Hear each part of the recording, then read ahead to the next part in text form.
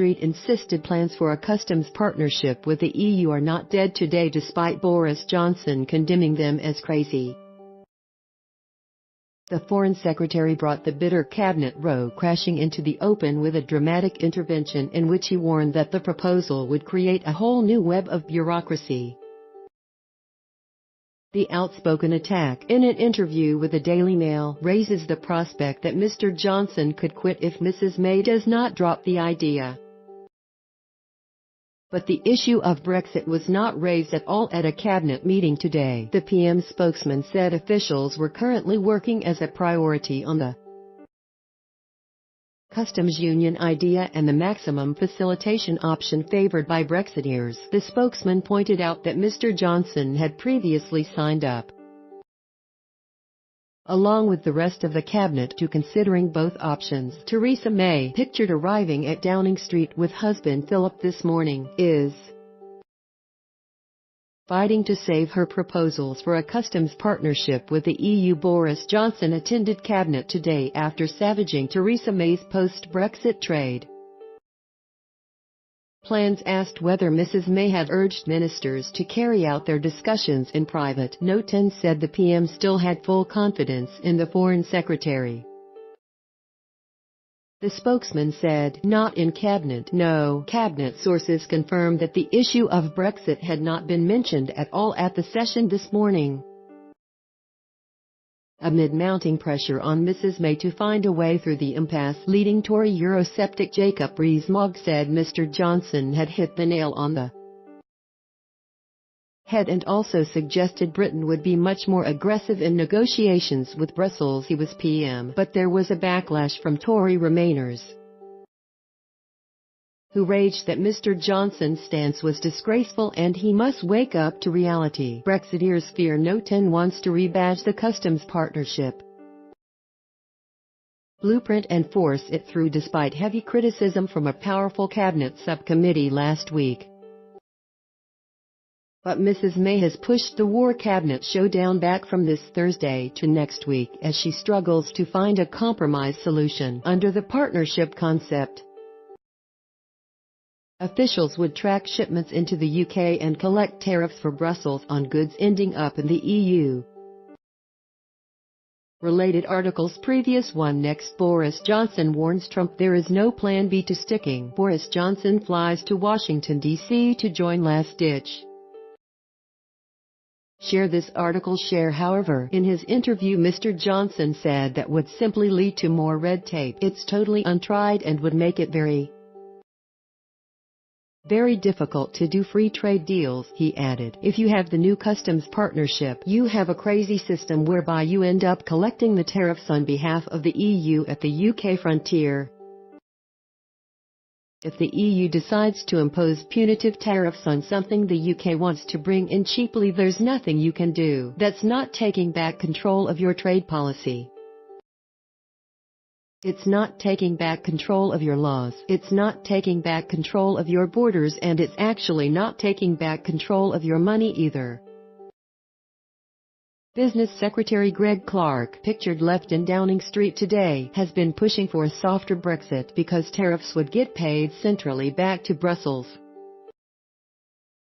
David Davis, right, was also at the cabinet meeting today, although the future of trade with the EU is not formally on the agenda. Greg Clark, the pro-Remain business secretary, insisted on Sunday that the partnership idea was far from dead and warned thousands of car industry jobs could go if Britain did not stay in some form of customs union. Within minutes of Mr. Clark talking up the plan, the pro-EU CBI and the British Chambers of Commerce issued statements backing his position.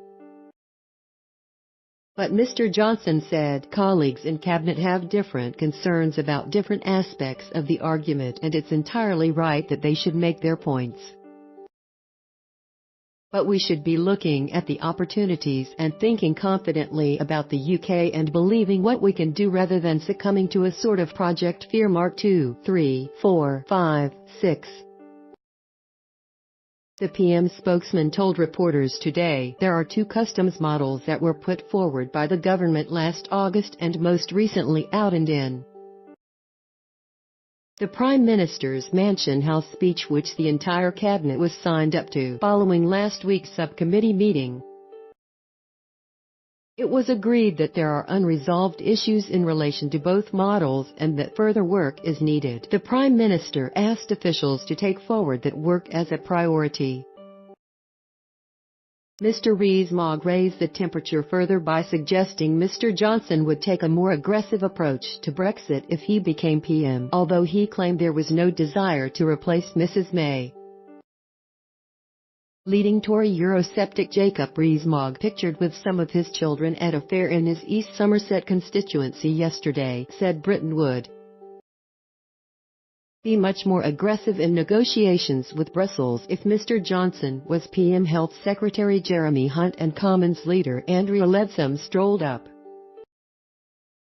Downing Street in the sunshine today. The EU knows if they don't support and help Theresa May to get a deal, there is the risk of having somebody much more aggressive, which they don't want. Rees-Mogg told The Telegraph, by being a Remainer, by being moderate, by being courteous. She is doing a highly competent job in negotiations. I think that's helping her. I don't think they would like to have Boris Johnson. Do you? That's a strength of her position. Fellow Brexiteer Bernard Jenkins said the partnership idea amounted to self-deception. Banging the table doesn't always get results. Will Wobbly Williamson change sides? The Defence Secretary could be persuaded to change sides and back amended plans by Theresa May for a customs partnership with the EU after Brexit, sources said. They said if the Prime Minister comes back to the table with a tweaked model, Gavin Williamson will look at the options and then decide. But last night those close to him said they would not be drawn on what position he would take. He is not firmly on either side. Sources told the Mail. They simply said he would do what is in the best interests of the country. The customs partnership, backed by Mrs. May, was rejected by the Brexit War Cabinet last week in a knife-edge 6-5 vote. Mr. Williamson and Home Secretary Sajid Javid both oppose the partnership. Mrs. May has been repeatedly urged by Brexiteers to abandon the partnership option, which critics said would keep the UK ties to EU rules. But there are claims she is planning to make a fresh attempt to push the controversial plan for post-Brexit customs ties with Brussels. She is expected to present a tweaked and rebadged version of the same proposal at a fresh meeting on Thursday, and will urge ministers to fall in line behind the proposals. Eurosceptic ministers fear that Mr. Williamson, who voted Remain but who has switched to the Eurosceptic camp, could be peeled off by Mrs. May. According to the FTA spokesman for Mr. Javid declined to comment on whether he could change sides. I think the Prime Minister is very anxious to try to bring the whole party together around some kind of compromise proposal, and the argument is going on about this. I think in the end she will have to drop it because it will prove unworkable, he told BBC Radio 4's Today programme. I think it is a bit of an act of self-deception to say that we are leaving the customs union but we are still going to apply the common external tariff to all the imports coming in from the EU. But Tory former Minister Baroness Altman said the intervention by Mr. Johnson was disgraceful and the UK needed to wake up to reality. We need to stay in CU and EEA to ensure future success, she wrote on Twitter. Conservative former Attorney General Dominic Grieve said Mr. Johnson's decision to speak out was regrettable, but said he could understand why Mrs. May was willing to put up with his outbursts. Mr. Grieve told BBC Radio 4's World at 1, I have an old-fashioned view of what cabinet responsibility entails, which is that the discussions within government on any given matter are confidential until the time is reached that the government has a collective decision. At that stage, if you don't like the collective decision, you have to resign. I don't think he is in any way inhibited by normal propriety in government. I can well understand that, seeing the difficult issues that we are having to confront, which are very divisive. The Prime Minister should accept these rather extraordinary bursts of misbehavior by Boris. Mr. Johnson made his comments in an interview with the Daily Mail during a two-day visit to Washington, D.C. He held the massive opportunity of a U.S. trade deal and said a rich and deep agreement could be reached only after a clean break from the EU.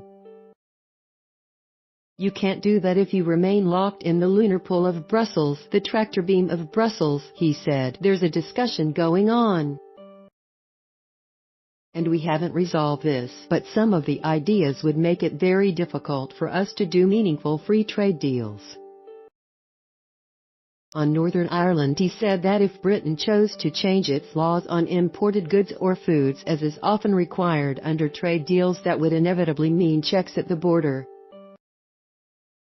It only solves the Northern Ireland border question if you force companies to prove that an imported tariff-reduced good has been consumed in the UK, and if you insist on complete regulatory alignment with the EU rulebook. Otherwise, if Britain chose to vary its laws in any way at all on goods and agri-food,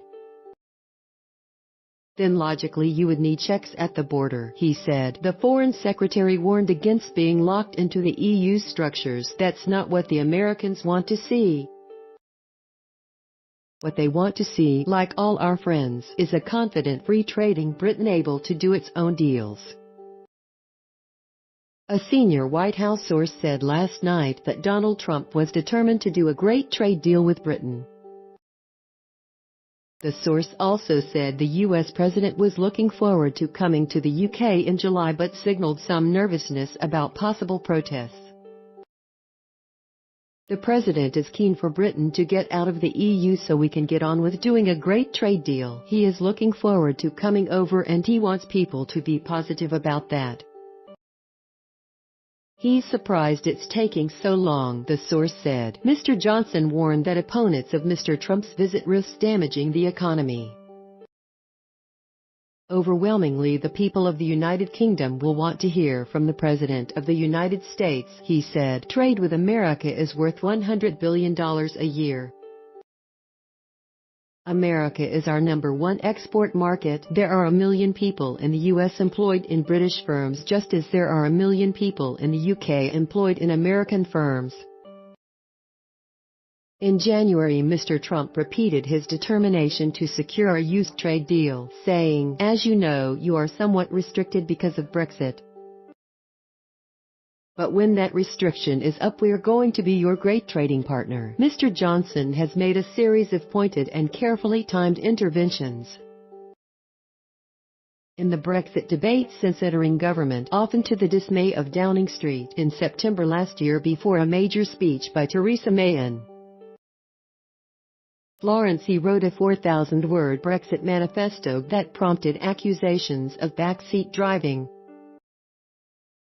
What are the options on the table for a customs deal with the EU, with time ticking away on the Brexit negotiations? The cabinet is still at daggers drawn on the shape for future trade relations with the EU. The government has set out 2 potential options for a customs system after the UK leaves the bloc. But despite a series of tense showdowns at Theresa May's Brexit war, cabinet ministers continue to be deadlocked over what to do. Meanwhile, Brussels has dismissed both the ideas and warned that negotiations could stall altogether unless there is progress by a key summit next month. Despite a series of tense showdowns at Theresa May's war cabinet pictured in February, ministers continue to be deadlocked over what to do. Option 1, customs partnership. Under the so-called hybrid model, Britain would be responsible for tracking the origin and final destination of goods coming into the country from outside the EU. The UK would collect EU import tariffs on behalf of Brussels. The government would also have to ensure all products meet the bloc standards. Firms selling directly into the UK market would pay the tariff levels set by Brussels, but would then get a rebate if Britain's tariffs are lower. Supporters of the hybrid plan in Cabinet, including Theresa May, Philip Hammond and Greg Clark, say keeping duties aligned up front would avoid the need for physical customs borders between the UK and EU. As a result, it could solve the thorny issue over creating a hard border between Northern Ireland and a republic. Mrs May has been advised by the Chief Whip that the hybrid option could be the only way of securing a majority in Parliament for a Brexit deal. But Brexiteers regard the proposal as unworkable and cumbersome, and they were joined by Sajid Javid and Gavin Williamson in criticising it at a tense War Cabinet meeting last week.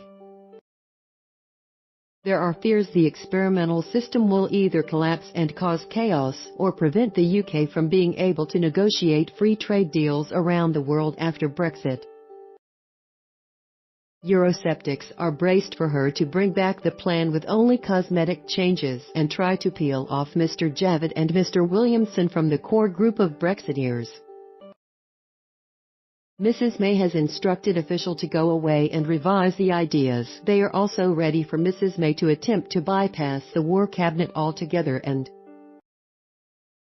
put the issue before the whole Cabinet, where she has more allies. Option 2, maximum facilitation. Boris Johnson, Left, and Liam Fox have been pushing for the max-fac customs option. The max-fac option accepts that there will be greater friction at Britain's borders with the EU,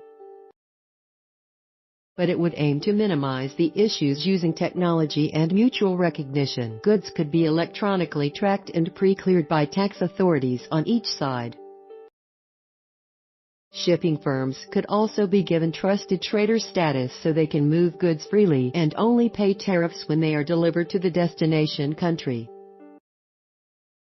Companies would also be trusted to ensure they were meeting the relevant UK and EU standards on products. Senior ministers such as Boris Johnson,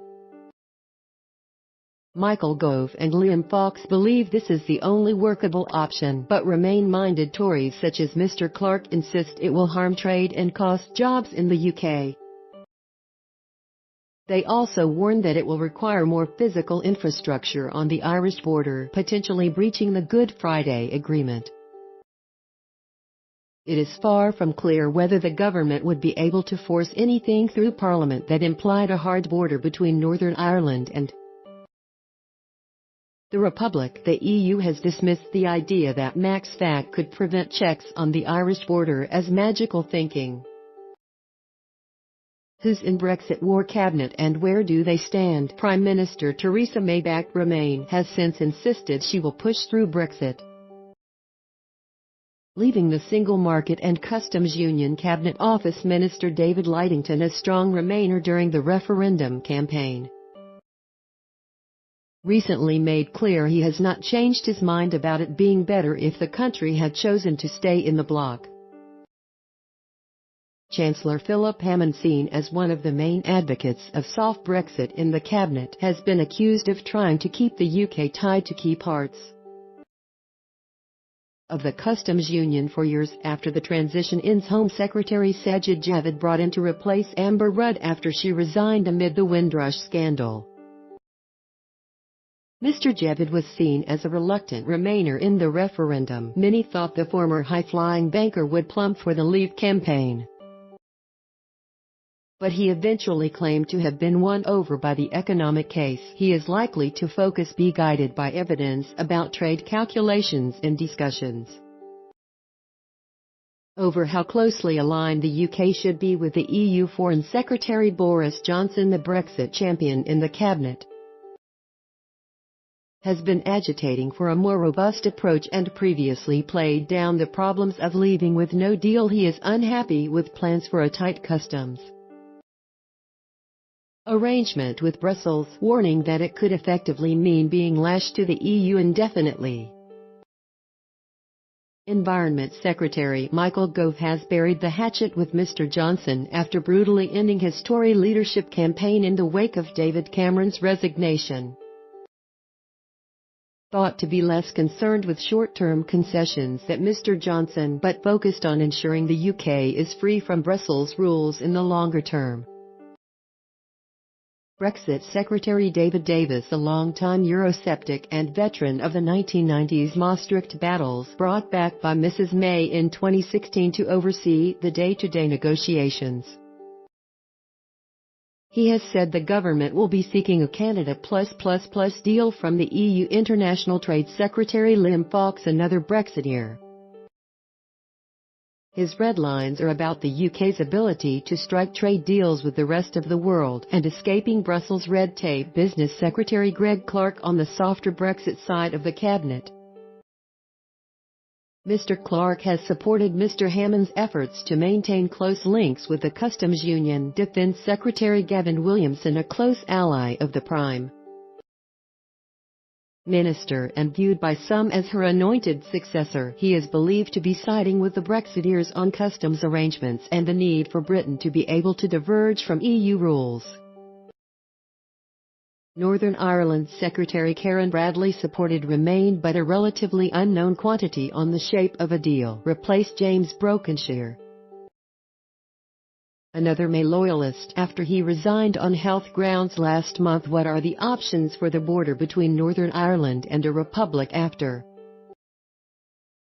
Brexit? Theresa May and Jean-Claude Juncker agreed the outline of a divorce deal in December. Theresa May and the EU effectively fudged the Irish border issue in the Brexit divorce deal before Christmas, but the commitments to leave the EU customs union, keep a soft border, and avoid divisions within the UK were always going to need reconciling at some stage. Currently 110 million journeys take place across the border every year. All sides in the negotiations insist they want to avoid a hard border between Northern Ireland and a republic, but their ideas for how the issues should be solved are very different. If they fail to strike a deal, it could mean a hard border on the island, which could potentially put the Good Friday Agreement at risk. The agreement, struck in 1998 after years of tense negotiations and a series of failed ceasefires, brought to an end decades of the Troubles. More than 3,500 people died in the low-level war that saw British Army checkpoints manning the border between Northern Ireland and Ireland. Both London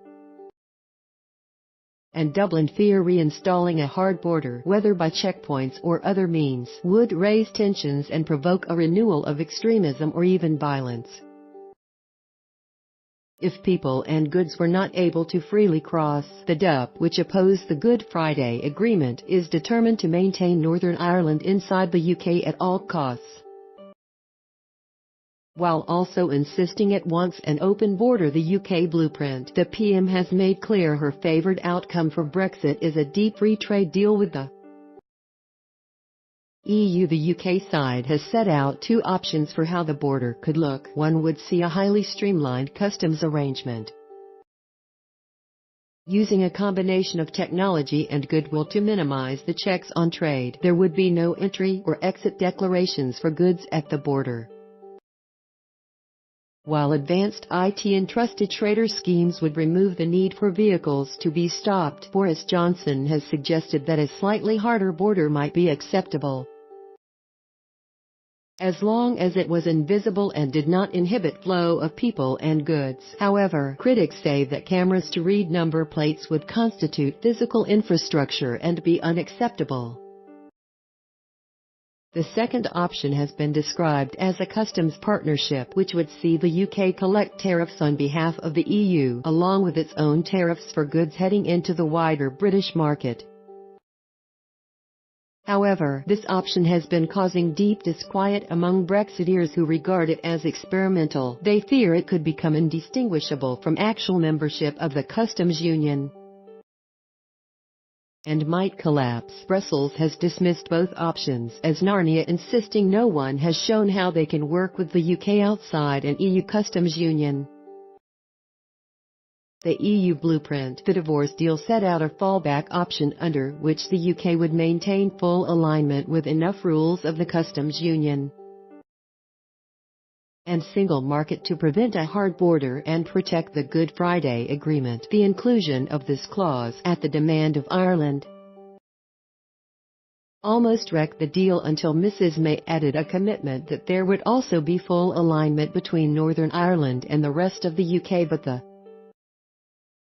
EU has now translated this option into a legal text and hardened it further to make clear Northern Ireland would be fully within the EU customs union.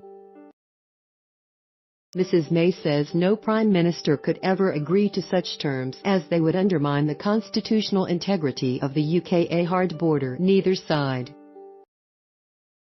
wants a hard border between Northern Ireland and a republic, but they appear to be locked in a cyclical dispute, with each adamant the other's solutions are impossible to accept. If there is no deal and the UK and EU reverts to basic World Trade Organization (WTO) relationship, theoretically there would need to be physical border posts with customs checks on vehicles and goods that could prove catastrophic for the Good Friday Agreement, with fears terrorists would resurface and the cycle of violence escalate. Many Brexiteers have suggested Britain could simply refuse to erect a hard border and dare the EU to put up their own fences. Brussels can't bear to see us succeed. Commentary by Ian Duncan-Smith. Business Secretary Greg Clark, who told the BBC that the customs partnership remained on the table at the EU referendum almost 2 years ago.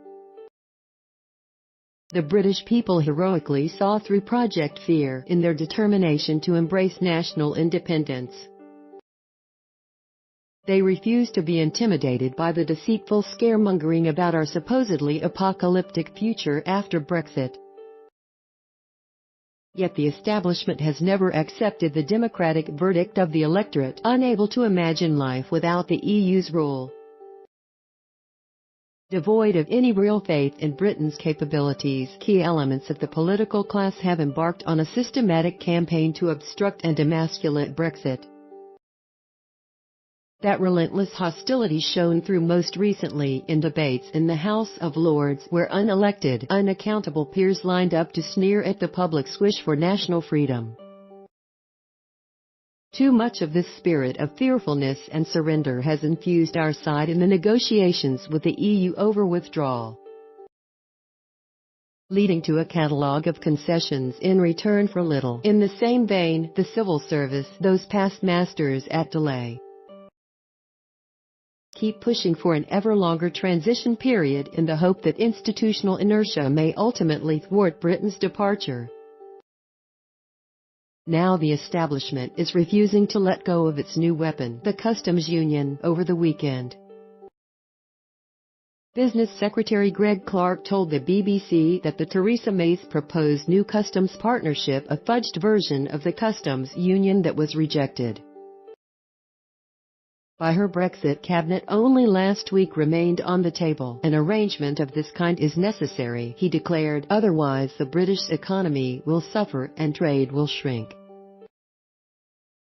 Gazing into his crystal ball, Clark specifically warned that 3,500 car jobs at Toyota could be at risk without the customs deal, whether intentional or not.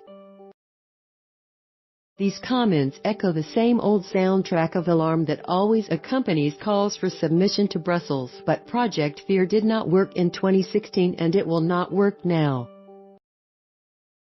That is partly because, as has been well rehearsed in recent days, the new customs partnership would create a bureaucratic nightmare, hurt our economic prospects, hit our global trade and undermine our democracy. The jewel in the crown of Brexit will be the ability to reach our own trade deals around the world, particularly with the fast-developing nations of Asia, something that Brussels simply cannot stomach in their efforts to hide concerns about Brexit and be as obstructive as possible. EU officials, Dublin and the pro-EU brigade here talk endlessly about the difficulty of the Irish border. In reality,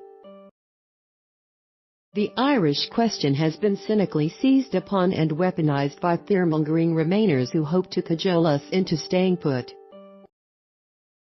No one actually wants a hard border, as John Thompson, the head of the HMRC, has made clear. With goodwill and imagination, the problem is easily resolvable. especially since Britain and Ireland have operated a common travel area since 1923. Indeed, the whole question of a customs arrangement with the EU has been grossly exaggerated by the Remain lobby. Only about 12% of Britain's GDP involves exports to the EU, while just 8% of British companies trade with EU. Most of our economy is based on the domestic market, which suffers from Brussels' protectionist policies that push up prices and increase burdens on businesses. Freed from the dead hand of Brussels, consumer cost, especially of food, will fall and enterprise will flourish. It is absurd to cling to the idea, eagerly peddled by the anti-Brexiteers, that the EU is some kind of engine of economic growth. Just the opposite is true. EU officialdom is the enemy of jobs and innovation, as is reflected in its cripplingly high rates of unemployment, especially among young people in EU countries like Spain and Greece. And EU-led stagnation is bound to worsen in the coming years as Brussels presses ahead with its cherished ideological project of further political integration. That will mean more taxation in the name of harmonization, more regulation, more centralized governance, more streams of directives. Brexit gives us the chance to break free from the continuing destruction of our sovereignty. Britain will have to be part of that if we end up in a customs union. That is what the British public recognized in 2016. Tragically, however, the establishment, reflected in its doom-mongering asides, remains mired in timid defeatism, reluctant either to challenge the EU or contemplate change. Where the freaks at?